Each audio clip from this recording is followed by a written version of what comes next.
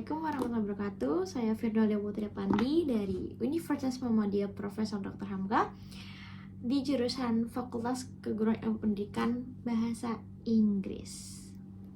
Nah, di sini saya akan menjelaskan sedikit tentang penggunaan kalimat yang benar.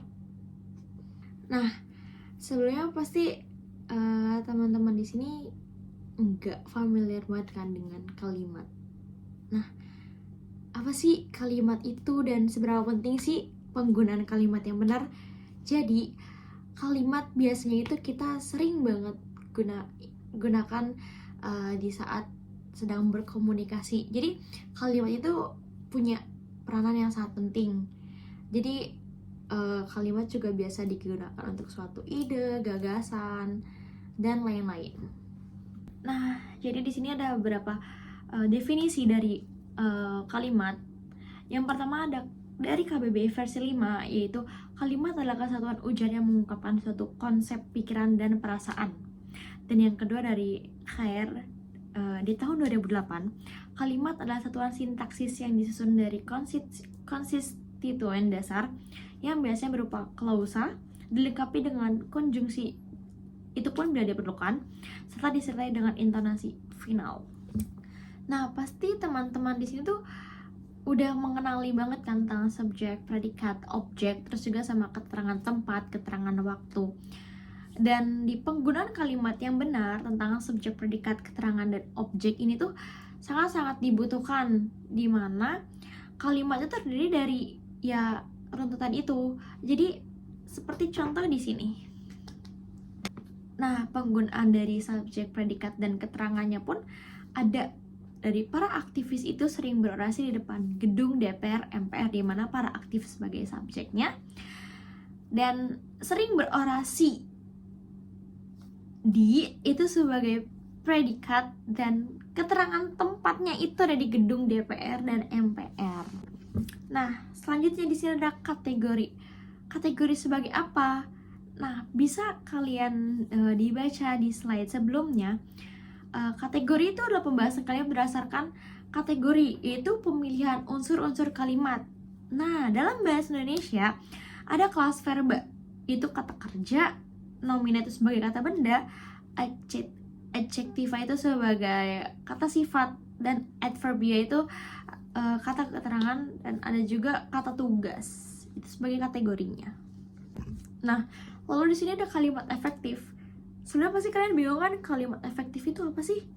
Di sini kalimat efektif inilah kalimat yang benar dan jelas, lalu juga bisa dipahami dengan mudah oleh orang lain dengan secara tepat artinya. Ini versi Sabarti. Ada juga versi Arifin, yaitu kalimat efektif ialah memiliki kemampuan untuk menimbulkan kembali gagasan-gagasan para pembicara atau penulis. Kalimat efektif adalah kalimat yang dapat mengungkapkan gagasan penutur atau penulis secara tepat sehingga dapat dipahami oleh pendengar atau pembaca. Itu dari Arifin. Nah, di sini tuh syarat kalimat efektif. Yang pertama, ada kesepadanan yang struktur. Kesepadanan sebagai apa? Nah, ini tuh sebagai keseimbangan pikiran atau gagasan dengan struktur bahasa yang dipakai. Contohnya gimana sih? Nah, ini contohnya. Yang pertama, itu kalimat tersebut memiliki subjek dan predikat yang jelas. Nah, yang kedua, itu tuh tidak terdapat subjek yang ganda. Subjek ganda dapat membuat kalimat yang nggak fokus. Nah, sehingga maknanya itu sulit difahami. Dan yang ketiga, itu kata penghubung tidak dipakai pada kalimat tunggal. Nah, teman-teman, kata penghubung itu tidak bisa dipakai di kalimat tunggal. Karena kata penghubung itu untuk penghubung dari kata majemuk. Nah, sebenarnya gampang banget loh untuk membuat kalimat efektif. Karena kalimat efektif itu sudah pasti kalimat itu baik dan benar. Begitu. Lalu selanjutnya itu ada predikat, kalimat tidak didahului oleh kata yang. Nah, mungkin banyak dari teman-teman yang masih menggunakan kata yang di awal kalimat, dan itu tidak efektif, teman-teman. Dan yang terakhir itu ada kehematan kata.